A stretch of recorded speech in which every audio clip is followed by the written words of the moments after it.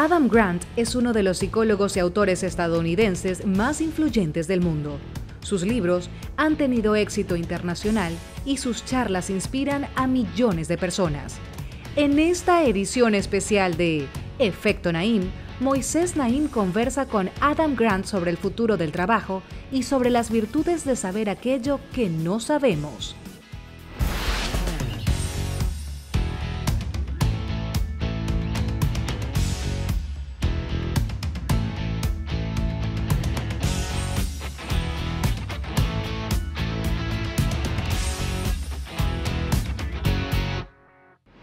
Bienvenidos, soy Moisés Naim desde Washington. Encantado de estar de nuevo con ustedes, como siempre.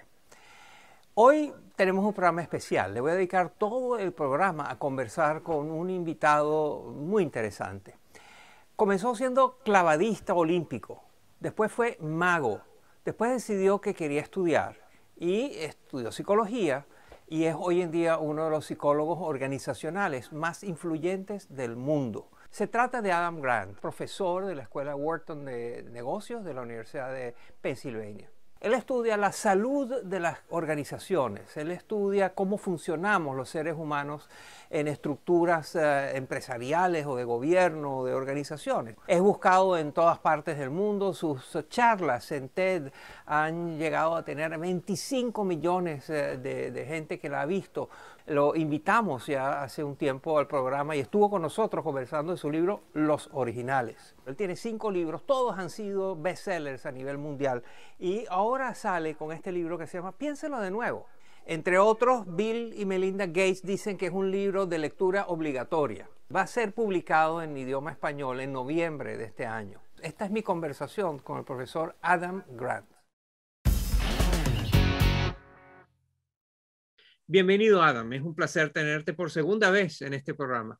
Acabas de publicar un artículo en el New York Times que ha tenido enorme impacto, donde hablas de la languidez.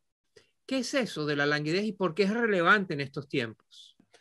So languishing is basically the midpoint between depression and flourishing. La languidez es básicamente el punto medio entre la depresión y el crecimiento. Es un sentimiento de vacío y estancamiento donde te sientes un poco triste y sin rumbo. A veces la gente dice bah o meh, como en Los Simpsons. Meh, if you watch The Simpsons. ¿Qué les parece si vamos a Comolandia? And recently a lot of people have been calling it. Y recientemente muchas personas lo han llamado la niebla pandémica. Es sentir que no hay nada que anhelar en el futuro o que es difícil concentrarse. Todos esos son síntomas de languidez. Creo que a mucha gente le ha costado reconocerla y poder ponerle nombre es un primer paso hacia dominarla. And being able to name it is the first step toward being able to tame it.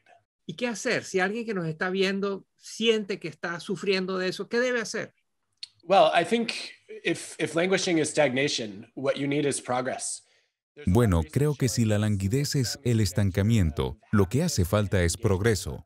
Hay muchas investigaciones que demuestran que el mayor indicador de felicidad y compromiso en el trabajo es sentir que se está progresando en el día a día.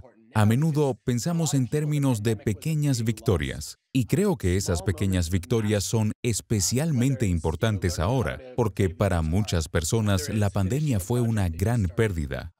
Los pequeños momentos de dominio, ya sea aprender a tocar la guitarra, terminar un proyecto o incluso tener momentos significativos de conexión con alguien con quien se había perdido contacto, pueden dar una sensación de impulso para contrarrestar parte de esa languidez. Pero debo decir, Moisés, que la languidez es un concepto relativamente nuevo en la psicología y sociología. Tenemos buenos datos que sugieren que la languidez es más común que la depresión, que es un factor de riesgo para desarrollar enfermedades mentales, pero sabemos mucho más acerca de cómo se siente que acerca de cómo cambiarlo. But we know much more about what it feels like than how to change it.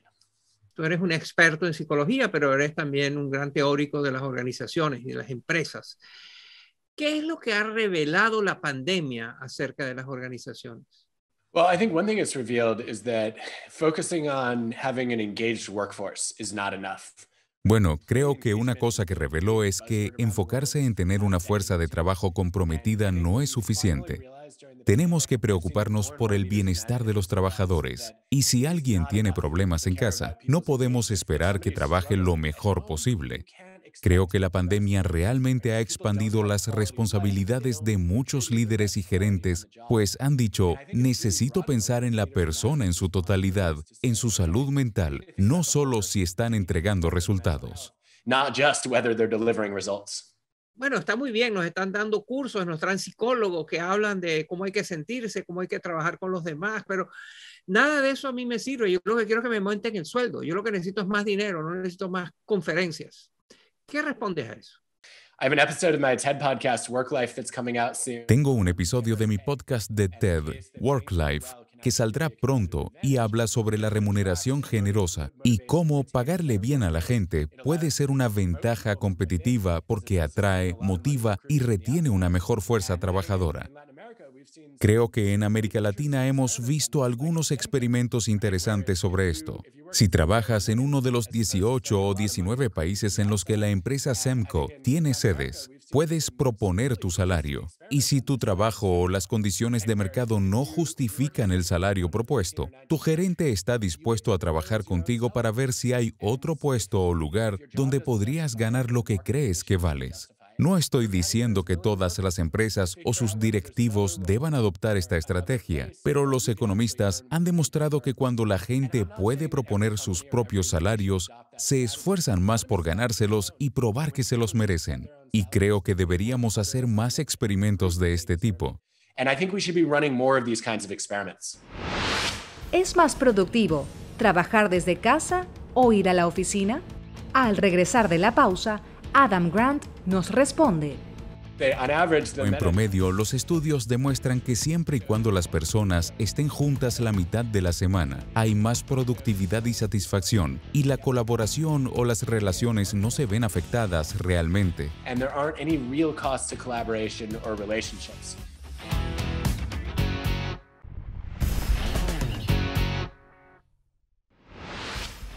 Continuamos con esta edición especial de Efecto Naim con el reconocido psicólogo y autor Adam Grant.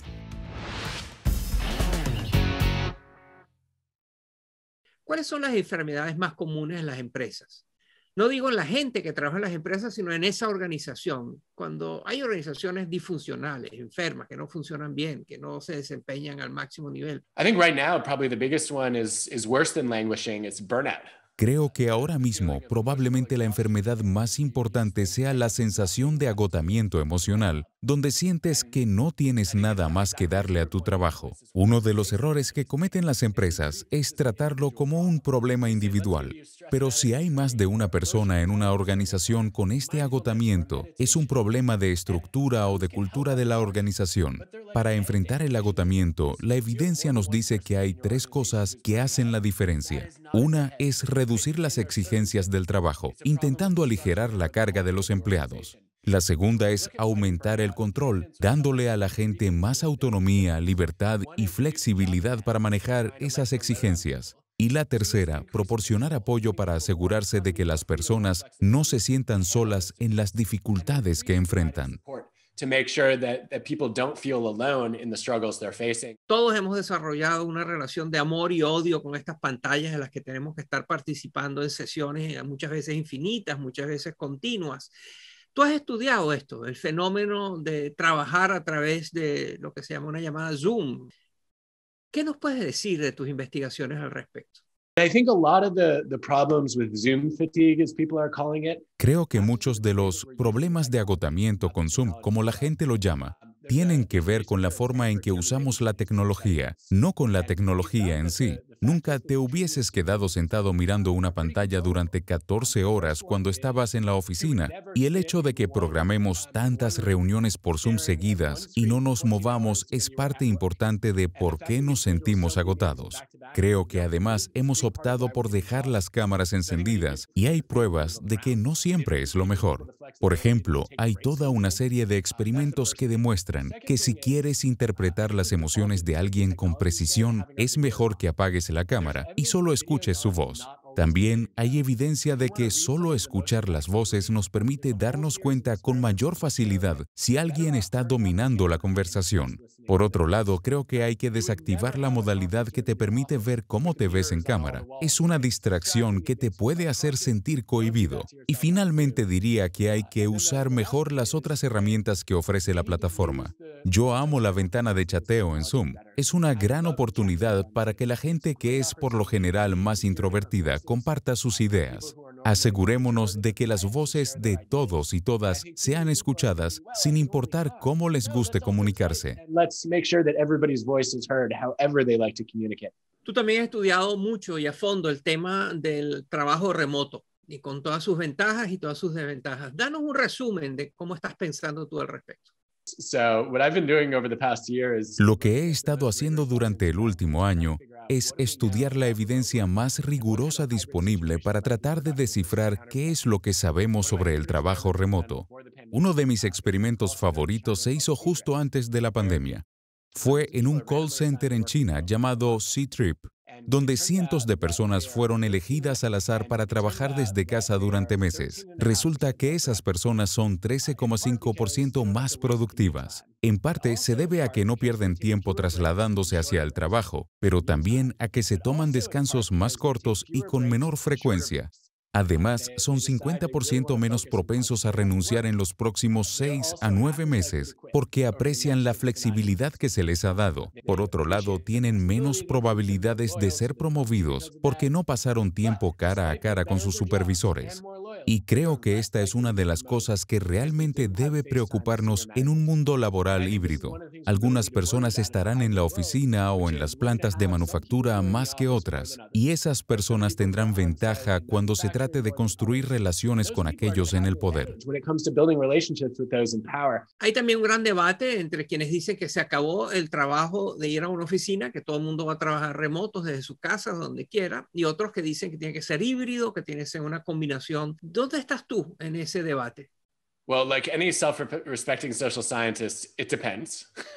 Bueno, como diría cualquier persona respetable que se dedique a las ciencias sociales, depende. Pero en promedio, los estudios demuestran que siempre y cuando las personas estén juntas la mitad de la semana, hay más productividad y satisfacción, y la colaboración o las relaciones no se ven afectadas realmente. Pero eso, por supuesto, depende del tipo de trabajo que estés haciendo. Si tu trabajo es como un deporte individual, como la gimnasia, por ejemplo, donde cada cual hace su propia rutina y el total es básicamente la suma de sus partes, puedes dejar que todos trabajen remoto todo el tiempo. Los casos en los que creo que se debe pasar más tiempo juntos es cuando el trabajo es como un deporte de equipo, como el fútbol. Cuando existe este tipo de interdependencia, habrá que encontrar la manera de estar cara a cara otra vez. Al regresar de la pausa, Adam Grant nos revela por qué los buenos líderes deben tener confianza humilde.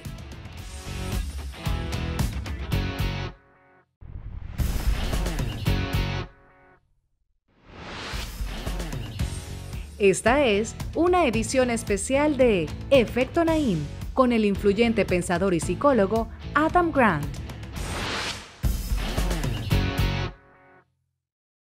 Vamos a movernos ahora del ámbito de las empresas, de las organizaciones, al ámbito del mundo, de la humanidad. ¿Cómo piensa la humanidad? Ese es el tema de tu más reciente libro, Think Again, en inglés, que en español va a ser traducido como Piénsalo de nuevo. Y el subtítulo es muy interesante, es el poder de saber lo que no sabe. ¿Por qué saber lo que no sabe es un poder? ¿Cómo es eso? I have seen a lot of companies fail and leaders fail. He visto a muchas compañías y líderes fallar no porque eran malos para pensar, sino porque eran malos para repensar. Se ataron demasiado a sus visiones y estrategias. Se enamoraron de la manera en la que siempre habían hecho las cosas. Luego el mundo a su alrededor cambió y ellos no se movieron lo suficientemente rápido para cambiar su forma de pensar. Yo creo que la habilidad de pensar de nuevo, la habilidad de cuestionarte a ti mismo, de revisar tus suposiciones, de reconsiderar algunas de tus decisiones pasadas, depende de saber aquello que no sabes. Necesitas la humildad intelectual para ser consciente de tu propia ignorancia, ¿cierto? Si estoy consciente de que no tengo las respuestas, es más probable que salga a aprender y repensar. I'm more likely to go out and learn and rethink. En el libro tú dices que hay 4 estilos, 4 modos de pensar. ¿Cuáles son esos? So the 4 styles of thinking that we see over and over again are... Los 4 estilos de pensamiento que vemos una y otra vez son predicador, acusador, político y científico. En el modo predicador, creemos que ya hemos encontrado la verdad y debemos convencer a los demás. En el modo acusador, intentamos ganar una discusión para probar nuestro caso. Y en modo político, hacemos campaña para ganar la aprobación de una audiencia. Estas 3 mentalidades pueden impedirnos repensar. Cuando estamos predicando o acusando, ya hemos decidido que estamos en lo correcto y que los demás están equivocados. Cuando estamos politizando, puede que le digamos a los otros lo que quieren escuchar, pero no estamos realmente cambiando lo que pensamos, ¿no? Creo que debemos aprender a pensar un poco más como científicos, con los valores de los científicos, la humildad sobre el orgullo y la curiosidad sobre la convicción. Un buen científico no dejaría que sus ideas se conviertan en su identidad. Cuando tienen una opinión, la tratan como una hipótesis y luego proceden a explorarla para ver si podrían estar equivocados. They go out to explore it and figure out whether they might be wrong. ¿Cuáles son los principales instrumentos, las mejores técnicas para persuadir a otros de que cambien de idea? Well, there's a classic study of... Bueno, hay un estudio clásico en el cual se comparan negociadores expertos con negociadores promedio. Y lo que vemos es que los expertos tratan sus negociaciones menos como una guerra y más como un baile. Eso significa que comienzan por identificar puntos en común antes de entrar en desacuerdo. Eso les permite decir, miren, compartimos algunos intereses y somos personas razonables. Los negociadores expertos también dan menos razones para respaldar sus argumentos. Lideran con sus 2 razones más sólidas, pues si dan 8 razones diferentes, es muy fácil que la persona con la que están negociando opte por la menos atractiva para desechar todo el caso. Además, les preocupa que si dan demasiadas razones, las personas del otro lado de la mesa se sentirán como que las están tratando de manipular. Quieren que sea una conversación, no un ataque. Y la última cosa que hacen diferente es que preguntan mucho más. Tienen una proporción mucho más alta de preguntas que de declaraciones en comparación con los negociadores promedio. Con frecuencia hacen una propuesta y preguntan, ¿cuáles son los pro y los contra de esta propuesta? O, sabes, parece que no te gustó esta propuesta. Hay algo que pueda cambiar tu opinión. Y eso les permite aprender. Les permite apelar a los valores del otro lado en lugar de imponer sus propios valores al otro lado. As opposed to shoving their own values down the other side's throat. Tú has dicho que los líderes deben tener lo que tú llamas confianza humilde. La humildad es muy importante en todo esto. Explícanos. I think about confident humility as being secure enough in your own strengths. Pienso que la confianza humilde es la capacidad de estar lo suficientemente seguro de tus fortalezas como para admitir tus debilidades e incertidumbres. Creo que esa es la habilidad más importante que los líderes deben tener durante esta pandemia. Si miramos hacia atrás, a marzo del 2020, lo que hicieron algunos de los líderes de empresa y de países más efectivos fue decir, miren, no entendemos el coronavirus aún, no sabemos exactamente cómo se propaga y no sabemos cuán mortífero es, así que tomaremos algunas medidas iniciales, aprenderemos y luego haremos ajustes. Francamente, no sé cómo saldremos de esta, pero tengo la confianza de que lo averiguaremos. Esa expresión de confianza humilde le permite a la gente creer en ti. También les permite a las personas darte un poco de libertad y flexibilidad, de modo que no te presionan para que seas consistente todo el tiempo. En su lugar, reconocen que si tú cambias de opinión, a veces eso es algo bueno. If you change your mind, sometimes that is a good thing.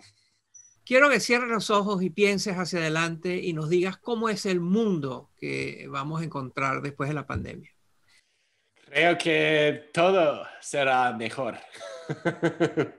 I don't know. No lo sé. Creo que intentar predecir el futuro es un ejercicio peligroso, pero creo que existen probablemente algunos datos que al menos nos ayudarían a pensar en el futuro del trabajo. Mi colega Emily Bianchi ha estudiado qué pasa cuando las personas inician su carrera profesional durante una crisis económica. Ella ha demostrado que estas personas están más satisfechas con su trabajo 10 a 15 años después, independientemente de la industria en la que están, el tipo de trabajo que hacen o cuánto les paguen. Solamente saber lo difícil que es conseguir un trabajo es suficiente para que estén agradecidas por el que consiguieron. Y eso creo que es algo que podemos pronosticar. Las personas van a agradecer y apreciar de maneras que antes no lo hacían. Y esto está relacionado a una tendencia que vemos cuando estudiamos cómo las personas lidian con eventos traumáticos. Cerca del 15% salen sufriendo de trastorno de estrés postraumático. Esa es la mala noticia. La buena noticia es que más del 50% de las personas acaban con lo opuesto a ese trastorno. Se le llama crecimiento post-traumático. Es la idea de que voy a ser mejor por las adversidades que enfrenté. Escojo crecer por eso. También vemos cómo muchos desarrollan vínculos más profundos con otras personas con las que atravesaron malos momentos. Y lo más importante, cuando las personas sufren un trauma, con frecuencia salen con nuevas posibilidades en mente y con un sentido de propósito más fuerte. Creo que la versión más optimista de esto es que cuando esta pandemia finalmente termine, mucha gente tendrá ideas de cómo hacer que su tiempo en esta tierra cuente. Creo que eso es algo que podríamos esperar. A lot of people are going to have ideas about how to make their time on Earth count. And I think that's something that we might be able to look forward to. Adam Grant es uno de los pensadores más influyentes de estos tiempos. Acaba de publicar un nuevo libro. Todos sus libros son bestsellers internacionales, mundiales. Se llama Think Again. Piénsalo de nuevo. El poder de saber qué es lo que no sabes. Es un libro muy importante que le puede cambiar la manera de pensar sobre su trabajo y su vida. Muchas gracias, Adam. Gracias, Moisés. Y hasta aquí el programa de hoy. Espero que les haya interesado tanto como me interesó a mí. Espero que nos sea útil a todos para enfrentar todo este mundo de cambios constantes en el que vivimos. Gracias por acompañarnos. Nos vemos la semana entrante.